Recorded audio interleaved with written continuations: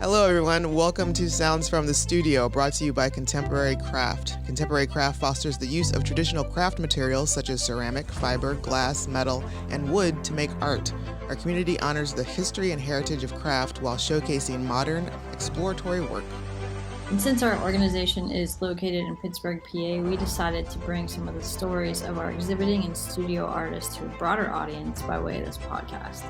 I'm Rachel, the Executive Director at Contemporary Craft. And I'm Kahmeela, podcaster and art enthusiast. We are your hosts for this journey, and there are many ways to keep up with us. You can go to the Facebook page and like it, Contemporary Craft, on Twitter at SCCPGH, Instagram at SCCPGH, or just go to contemporarycraft.org. You can find us wherever you get your podcasts. We just ask that you please follow, rate, and review, and also share alike. In Contemporary Craft news, as we noted in a previous discussion, we're getting very close to our annual gala Out of Hand, which is on April 1st. This year's theme is Expect the Unexpected, and we'll be pulling out all the stops for it. So if you're in the area or looking for a good reason to visit Pittsburgh, I hope you'll join us for a night of surprises along with our standing live and silent auctions. On today's episode, we are shaking it up a bit, I guess, in concert with that Out of Hand theme. We're going to spend a little bit of time getting to know our co-host, Kahmeela Adams. I met Kahmeela years ago when she was working at the Office for Public Art, and then at some point early on, she invited me onto her personal podcast, Rugged Angel. Kept in touch. Kahmeela, you were a willing participant in the project Pittsburgh Women Make It, and then I guess the rest is history. Here we are on the sound waves together again. I know it. It's crazy, but I love those kind of connections where we just randomly, you randomly just reached out to me, and then we became, a little bit more like, friends and partner, like artistic partners, creative partners. So Yeah. this works. I like it. Yeah, thanks. So I was thinking about it and looking back, and the quote that you gave me years ago as your bio was a podcasting, photo-taking, producing, pop culture savant looking for a spot in the world. Would you say that still describes you, or is there anything we should add or subtract from that? I think I may have found my spot in the world. So I think everything is all still true, but I've figured out how to cultivate it into something that people are like. I'm actually getting my voice out there, and I'm being heard, and I know where I belong. I know where I live. Nice. Yeah, from this side, it seems like you have found your spot. So I'm glad that you're feeling content about that. Yeah. Yeah. So Sometimes maybe it gets if a we little start, stressful. yeah. Maybe if we start to dissect a little bit into that bio, then maybe we could begin with your podcasting work, which would, in my mind, be Rugged Angel. But is that the first one, or was there anything No, before the first one.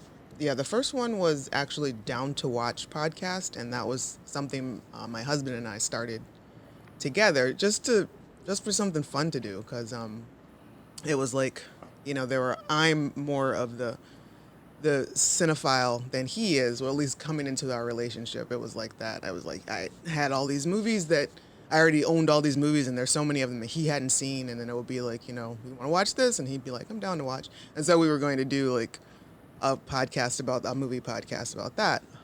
But then it kind of pivoted for a second, because I had, like, one day I was offhandedly mentioned some 90s hip-hop album to him. He was like, I don't know who that is. And I'm like, how did we get this far in our marriage? And then so, like, there were like 5 or 6 episodes where I assigned him a 90s hip-hop album. He would listen to it and report back to me.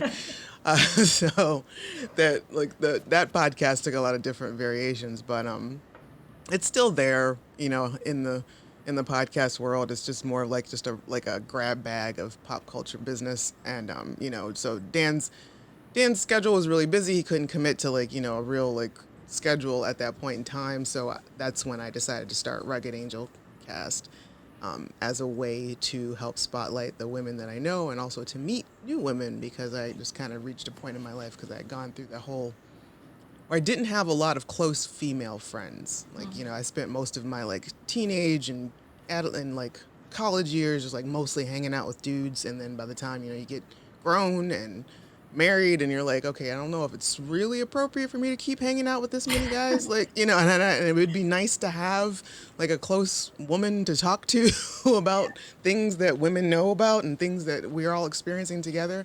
So yeah, so that was the what started the Rugged Angel Cast. So I obviously know what you talk about on the Rugged Angel podcast, but for those of us or those of people who haven't listened to it yet, what Yeah. is the content really about there? It's just every episode is a different woman, and whatever it is that she is doing, like if it's her career, if it's some topic that she is like really animate about, or something that she is, a leader in her field about, or if it's just a certain project. If it's there were a couple of episodes where just one of my friends and I were just kind of like BSing back and forth about like whatever was in the pop culture news at that point. I know there was something. There was an episode about Beyonce, so there was this was Like a a good few years episode. ago. So yeah, so like it's mostly like career and life, and just like issues that women come in contact with, just being a woman. So yeah, so it was mostly like I would let the conversation be steered by whoever the guest was. I never really went in with an agenda per se, but just more like the way I found guests was like, you look interesting. I want to talk to you. Yeah. How many people have you had on there? There are over 100 episodes. Okay. So yeah, like in each one. So I would say at least 100. Okay. Yeah, And it you're was a lot. still actively recording those. Ish. Like I've gotten kind of out of practice, out of the habit with it, just because I've been busy producing other people's podcasts, and it just gets to be difficult for me to like once I'm done with everything else. It's like, oh, and I basically I need an assistant to help me book and things like that, because it becomes it's time consuming to try to find people. Because like I said, I've had a lot of guests on here. Yeah, it's interesting. So, whenever we decided to start this podcast, I think what was interesting to me about the work you had done on Rugged Angel was that you were always interested, or at least from what I have heard, in finding people's origin stories, or Yes. really like, why are you the way that you are today? So, even if you're talking about current programming or life Yeah. interest or career, you always have this really interesting way of dialing into how did you get here, which of course on Sounds from the Studio we're always asking really how did a practice evolve, what brought you to craft, why are you here.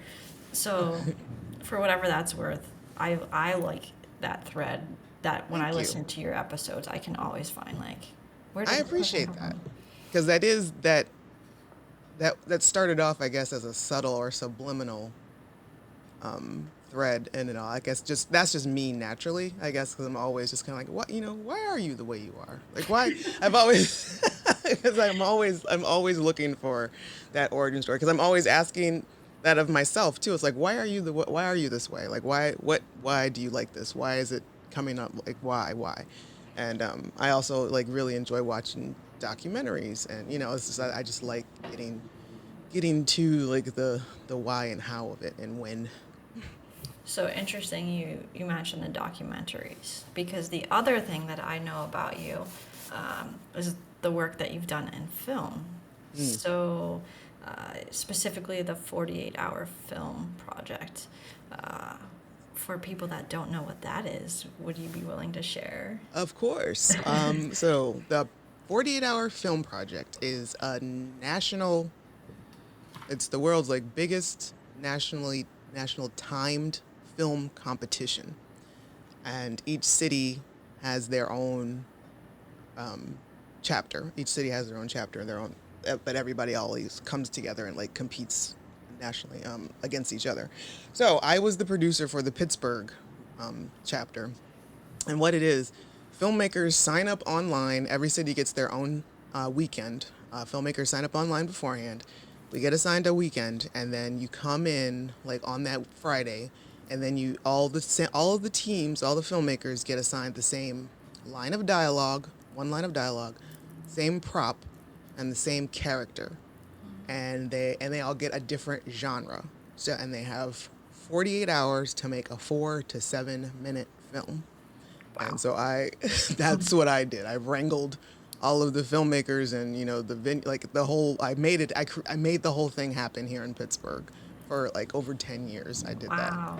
Wow. Yeah, it was, and I just got to the point. It's like I need to. It's time for me to go ahead and walk away, just because like I had done it for so long. It's like career wise, that was probably the longest thing I've ever done consecutively, and yeah, it was like I'm either going to leave graciously or I'm going to freak out one weekend and leave in a blaze of a fit of sorts. And I don't want to do that. So I decided to we're going to do this properly. I feel like that sounds high pressure, 48 hours. When someone Yeah. has given you really the content, like that much content that you have to come up with and produce in a film that short, I Right. can't imagine. Like, does anyone sleep during that 48 hours? Rarely. Like, I mean, the ones that have it like really well planned out, they can do it. Like, you can do it in shifts because it was here for 2 years before I took over as the producer, and I competed those 2 years, so I know exactly like what goes on that weekend. And if you have a big enough team, then you guys sleep in shifts. Or it's like Friday. What usually happened was there was writing and planning. That's what was going on Friday night. So if you're an actor, nobody needs you on Friday night. On Saturday would be the shoot, and that would be like all hands on deck for the most part. And then Sunday we would edit. So but I did come across, there were like both times I remember, because I would prefer to edit, but I would always be a part of everything, like from Friday to Sunday. And there were times where I had like not slept like overnight from like Saturday through when it was finished and turned in on Sunday, like just. And you run into like the normal problems of, and then back then we had tapes. It wasn't digital. Oh, Like we were wow. recording on tape and then digitizing those tapes. And then, Wow. yeah, so it was like, things are just a little bit easier these days. But yeah, back in my day, we had to work with. So if you were doing that for 10 years, the first two were when you were actually producing or creating the film. No, I created I participated the first 2 years, and then like the third year that it was here in Pittsburgh, that's when I took over. And so like my 10 years. And then So there were like there were a few years where it was the regular 48, and then we would also do a specific horror one. So there would be two in that year. And I did that for like 4 or 5 different years. wow. Wow. So the films that you created, do you remember like the storyline for either of them? Actually, I think I remember both of them. The one, it was a Western. That was the first one we did. And that was like the only one that I really absolutely did not want. And it was like, hey, you pulled Western. Like, awesome. But oddly enough, like my ragtag group of friends and I, like we all had like all of the necessary costumes and props for, like one of my friends even had like bull horns. Oh, wow. And so like for unexplicably, Brian King, shout out. But yeah, it was like, I think it was called The Code of the West. And yes, that's what it was. So it starts off as a regular film, and then my friend Brian rolls into town. He's like he's all cowboyed out, and he accidentally runs over some dude's dog. Oh, no. And so that dude like swears revenge upon him, and then it ends up being the showdown at Old Kid Corral or whatever, like Yeah. in an alleyway. And then the other one, I don't remember specifics. I think it was a comedy, which is so difficult to do. And I remember us fitting one of the actresses in a suitcase. I don't Oh, wow. remember why we were doing that. But I feel like I'm gonna have to go into the internet here and see if I can find these. yeah, I don't know if you can find, like, again, because it was like somebody had to have purposefully put it up there. Sure. It wasn't quite as as digital. Like I have the DVDs, I Okay, still well, have them, maybe but I'll just, if I can find a DVD player. right, yeah, exactly. And I know like I know Brian King, like one of my friends from the first one, he was like all about that dang on film. Like for years, he kept trying to get me to like do a director's cut edit for it. It's like just you just every so often like time to bring Code of the West back, and it's like no, Brian, I am done with that. I've walked away from it. That's great. Did anybody ever take those and turn them into longer, fuller length features? Not that I can recall. There may have been one or two people that were like really super jazzed about it, at least from Pittsburgh that I can recall. But yeah, I mean, there may have been people in other cities because a lot of those other cities were like super ambitious. Like these people were like for real. Like there would be like, and you know, and the great part about the competition was that you could have amateurs all the way to professional filmmakers competing and doing all this. There are some people that just thought of it as a fun thing to do with their family. Others thought of it more like a training process for them for their career and all that stuff. But yeah, so there were like other cities and like even like some of the other countries that you would see their film and it's like my God, what? First of all, what was your budget? What's your crew looking like how, like who did you call in for this? Because this is insanity. How did you manage this? Yeah, that's fun. So I guess kind of the most organic next question then is really between the podcasting, the film. You also do photography. Was there something that led you down this path? Was this what you always wanted to do, or did you land here? I think it was all. I think I just managed to cobble together my ideal career. Because I was really I watched a lot of TV when I was a kid, to my mother's chagrin, and she did not appreciate it at all. But I was really into TV and movies and stuff, and also books. Like I was very much a mental escape artist, and still am to this day. But yeah, and like originally I had the idea that I wanted to be like an attorney, like an entertainment attorney or something when I was like in junior high or something like that. Not really understanding fully what that was. It just sounded good. Then like there was a moment in high school where I think there was some, they always send like the military into high schools to like give a presentation and to be Yeah. like, yeah, you like come join the army, blah, blah, blah. And so this happened one year and I was blown away by the video that they showed us. And it was like, I didn't care I had no intention on ever trying to join the army. I was like really blown away by the editing in this video that they showed us. And I was like, that's what I want to do. I want to edit film. I want to I want to edit movies. And so like, fast forward, I had gone to University of Toledo with a major of communications broadcasting. And because they didn't really have a film department at the time, and that was like the best thing that I could think of. But then I eventually came here to the Art Institute of Pittsburgh, and again, going into the Art Institute of Pittsburgh, all I really wanted to do was edit movie trailers. Again, like I didn't necessarily, I didn't have these grand notions of like I'm going to make this feature film and I'm going to win Oscars and blah blah blah. I just wanted to edit. Movie trailers because they're amazing to me. I still love watching them for no good reason to this day. And so yeah, and photography, I used to take pictures. My mom used to let me take pictures with her camera when I was like starting at like 4.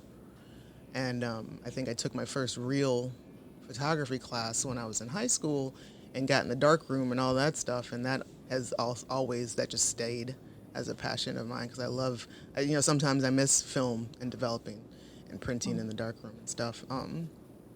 But, it is more cost efficient these days to use digital cameras. Yeah, it's interesting for me. I always enjoy this question and answers. I think, especially in craft, I feel like it's so often, like at a young age, like exposure to tools Right. or Yeah. to experience.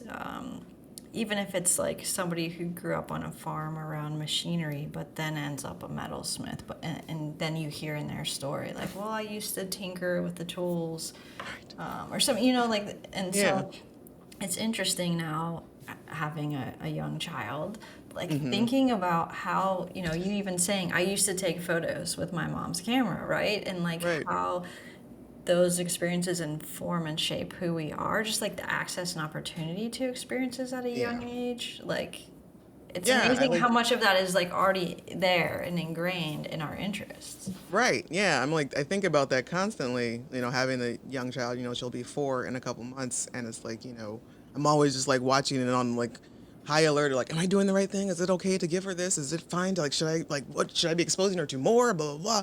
And, and it's really like, I'm always hyper sensitive about how I'm doing. But I think it's great. And it's just interesting that we all are somewhat like things are ingrained with us. We just have interests that it seems like exist from the beginning of time, and how they're nurtured is Right. And that's incredible. like I one of the think. biggest, but like, I don't ever want to try to, push anything on to Kajia. And and I always like because I've got family like relatives that are like, oh, she's going to be this and oh, she's going to be that. I'm like, can we just calm down? I would just like her to tell me who she's going to be. Absolutely. That's what we're Yeah. waiting for. Yeah, so I mean, in your kind of trajectory or your path through this, were there mentors in your field that you felt helped shape your experience at all? You know, there were and I don't want to be like no because but I mean what's unfortunate is like I don't recall any specific names and I don't really recall any specific people. I know I looked a lot to my mother as a role model in a sense of things that she accomplished because she basically showed me what it looked like to be an entrepreneur very early in my age, very early on in my life, because she had started a production company where she would produce talent competitions every year, and we did that kind of as a family too. So she's the one who taught me how to produce shows and events and things like that. And, that was something I started when I was like 13 or 14, and also I was like performing on stage as well, which is something that is definitely on the YouTubes. Um, So that I could find. I might yeah, not find that the you could movie. find. Because my mom, bless her heart, made sure to digitize all of that stuff and post it on YouTube. But yeah, so she's the one who just kind of like who pointed me in the right direction, I think, as to how I wanted my life to look eventually. And she's also an artist, a visual artist, and and also her allowing me to take pictures with her camera. And she's a great, she draws very well. I do not have that talent, but she showed me what she exposed me to art and art supplies, and she always had like stuff all around, and we would go to the art museum and on a regular basis. And so yeah, But you make a good point about kind of the entrepreneurial aspect of what you have done. Because as I mentioned, I met you when you were working for the Office for Public Art. Were you doing marketing or artist services? I can't remember it exactly. was what was I doing? It was like project management. Okay. Yeah, and then a little bit of marketing because again, like before I went off and did my own thing before I went off the grid of working a 9 to 5, I would always try to find a way to make whatever office job like a little more interesting to me or a little more tailored to my own likes and talents. And I managed to do that like very and also people at Office of Public Art were like really supportive in that manner too. Like I got hired in as like a program manager or a program coordinator, but I also would do some photos for them here or there and some video work and some social media things. And so, and they were very open to that. And also, like, right before them, I worked for MCG Jazz and it was administrative assistant. But I also managed to take the portraits of their jazz legends for a couple of years too. And also, I got to work and do some concert photography and some concert videography too. So, yeah. Yeah, those are incredible photos. I actually remember those jazz legend Thank you. photos. They're really gorgeous pictures for sure. Thank you. They're absolutely some of my favorites that I've taken. Yeah. So, I mean, that's also interesting because I know a lot of people out there, it's hard to make time for your own practice and your own interests while also maintaining that 9 to 5. And you've obviously very clearly and successfully made that transition into like your creative practice is your everyday. Yeah. How did you take the leap? And I think having a child and the COVID outbreak were like really big motivators for me.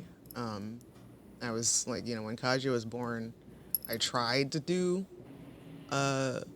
like part time with OPA, and then like it was supposed to be like part time, and then like half the time would be remote, and then I would still be expected to come to the office. But we don't have any family here in Pittsburgh, so it was difficult for me to just be like, okay, so I just find a babysitter or put her in daycare, because I'm still very protective of her, and it's like I was not ready to just be like to drop her off somewhere, or to just like it was like it's still very scary to me. Like we're just now starting to have conversations about pre-K, and I've cried 3 times this week because of it. I get that. Right. So I wasn't ready to like leave the house yet and just like leave her into somebody else's care, and then it got to a point like when the lockdown happened, she was like almost a year. And I think I managed to stick with OPA like for an additional year after Kaj was born. But like right when pandemic hit, I was like, I don't have the mental capacity to care about anything else outside of this household, and I have to step away now. Like I can't do this anymore, and I also need to go ahead and take the leap and do what I want to be doing, make my own art in whatever way that looks, but I need to do it for myself because I've been spending most of my career helping other people make their artwork. Yeah. And as much, and and it's as satisfying and gratifying as that is and was and can be, it was still me just like wanting and wishing that I could do my own thing. Yeah, I mean it's so admirable though that you have, because I think that's a reality for a lot of people that work in the creative sector, is that you spend so much time kind of facilitating and amplifying other people's work as a means to be able to make your own work. That Right. It's awesome that you were able, for whatever reason took you there, Right. to be here today, like out there kind of killing it on your own. So congratulations. Thank you, because it was so scary. Like that first year of doing it, like I didn't know what I was doing really. and then finally, it, like all started to fall into place, and and also like just really good people, and I think a lot of the connections that I made throughout my life here in Pittsburgh, and people like you and like Renee Paichaki and Alicia Young, and just all sorts of people who and I'm like terrible at self-promoting. So it would be like really weird things. Like I would just happen to like be chatting with somebody. I'm like, oh yeah, and I do this, like, you take pictures? It's like, oh, you're a photographer? Oh, you like, yeah, let me get you on. I need someone to do, blah, blah, blah. And I'm like, oh yeah, maybe I should just start telling people what I do. And Right. maybe, Absolutely. Yeah, for sure. And I mean, it's interesting too, like it's such a multifaceted approach. It's really like all this digital media in one way or another. Right. So I'm curious, with that kind of variety, you often ask people on this podcast if they had a favorite project or favorite thing that they have done. Do you have like, or maybe it's not even a favorite project, but do you have a preference for one of the outlets over the other in terms of the podcasting, the producing, the photography? wow. I think that's tough. I don't know because like Sometimes, the podcasting, it's really great because that forces me, my introverted self, to talk to people, and like you can have like really great conversations with folks. And we don't tend to really do that anymore. It's like, how often do you purposefully sit down and talk to somebody for an hour, have a conversation? So that's always fun. And then like recently I started doing freelance writing, and I started being able to write book reviews and film reviews and just like think pieces on different aspects of pop culture, stuff that I was already watching anyway or reading anyway. And now I'm like got my little opinion out there for what that's concerned. But then also photography, I love, and that's again like also kind of in a sense of finding someone's origin story, because I love photographing people. That's what I'm really into, and especially in studio sessions with them, and especially when you can like get them to relax, and because I just talk to them throughout the process in hopes of getting just like a genuine reaction to something that I say, and just capturing that. And when I find it, like when I get it, when I that one, like I could have taken like 100 photos that session, but like if I just get the one that's just like that really speaks to me, that just like the light was right, the expression was right, like there's honesty in it. Yeah, that's so gratifying to me. Yeah, I mean, I can appreciate that for sure. And I think when you say that, and I think about, again, some of those jazz legend photos, when you talk about capturing the person's kind of spirit and identity and honesty, those really, like, you feel like you know that the person on the other end Right. of that. Yeah, and it really warms my heart because like, and because a lot of those jazz legends are older individuals. Obviously, they've lived their lives, and they've contributed all of that. They've contributed so much to the profession and to the genre of jazz and as musicians and whatnot.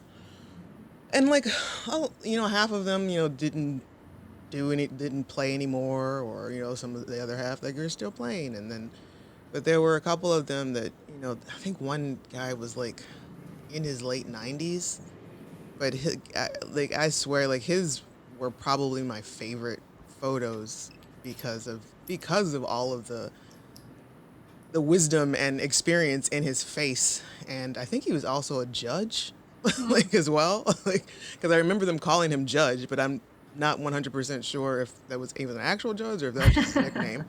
But but he was amazing to just like sit and talk to, and just like give me these no nonsense answers about his life and things that he's experienced. Well, I mean, that's proof to your talent, I think, because just like guests on our podcast, it's not always easy to open up to people, especially somebody that you don't know, you Right. haven't met. We do this on a screen. I don't know if people know that we're not in Right. person, so I think it takes a certain personality to be able to draw things from people and make them feel welcome and safe and all of the things in order to be able to share that. And also the pop culture, I think, comes into play too, which is what I love having you as a co-host, because I don't even know how you stay up on all of this stuff, but you'll be like, well, yeah, that was in this movie, or that's in this. I'm like, I didn't even know that was a thing. Like, how do you? I mean, I everything. don't I don't know. Like the older I get, and it starts to become weird to me. It's like, why am I like that? Like, how am I able to do this? Because I was with a group of girlfriends the other night, and they're all telling me like how they haven't seen a movie since like, because we all have kids now. Like I think the last time we all hung out was probably before we all had kids. But they're just like saying like, I would say something, I would mention an actor or something, like, who is that? Like, I don't know. I'm like, how? Like, and then it's just always like jarring to me when I come across someone who doesn't know like the name of like Lakeith Stanfield, who just seems like just an everyday, like it's just regular. I know he is. I've seen he's always popping up, blah blah. And someone's like, I have no idea who that is, and I'm like, he was in Atlanta. Nope, don't know. The harder they fall. Nope, I have no idea. And it's like Knives Out. Like I don't. Like, I'm running out of options here, Right. folks. Like, And it became apparent to me when I married Dan, for the most part, really, because there was a lot of stuff that he didn't know. But he also was like, he went through his little phase in like the, what do you say, like the late 90s, early 2000s, where he just didn't own a TV. He was one of those people who just like, refused to watch television. So And I have was you like, well, converted him to a pop culture savant as well? exactly, sort of. Like he's getting there. He's getting really close. I've done great work with him. Because it was. It's like, well, sir, this is going to change if you're going to be with me, because I remember giving him like the entire series of Friends to watch on DVD. Is like, you're gonna need this. Yeah, it's like we can go to dinner again after you have reviewed all of these. It's good. It's good. So thank you. I mean, today we really just wanted, this is a special edition podcast. We're really trying to open up, share with people a bit about who is it that we're talking with every single session. Yeah. And so, of course, that brings us to a very important question. And the pressure is on a little It bit. is. Because I think feel this is there's- my fault. I started Yeah. this thing. there are expectations. I have like a high level of curiosity around what are the 3 songs that describe your work? All right. And because it's kind of difficult because my work is just like all over the place, I'm just going to put it into like it describes my career, Okay. my body of works. This is technically your question, so you get to define it and answer it however you want. Okay. First off, we've got "What You Waiting For" by Gwen Stefani, Okay. which is basically like her own anthem of like, what are you waiting for? Like, get your life started, get your career started, like go on and do this solo bit. And that always would stick in my head. Like when I was like, okay, what are you waiting for? Just do it. Just go ahead and jumpstart and live the life that you want to be living. Well, I mean, other for what one- it's worth, it seems like you did take a chance, and it is paying off. So Yes. it's a good Absolutely. guiding song. Yeah. Dixon's Girl by Dessa, which is she's a hip hop artist from Minneapolis, and this song is like her ode to other women in her hip hop industry field, in her field, and it's like also like she's recognizing how difficult it is to be a woman in this field sometimes. How everybody wants to see you with your hair down, wants to hear you hit the high notes, want to know if they can get you for a little less. And so that just kind of encapsulates the feelings of what I've also experienced in the field of like even film and video. Starting off with that, you always get the dudes who want to test you or don't believe that you know what you're doing, and when you're holding the camera or like hooking up a mixing board or anything like that, like in anything technical, there's always some dude that's waiting to tell you you're doing it wrong. So I identify with that. And there's I'm like wavering between 2 here.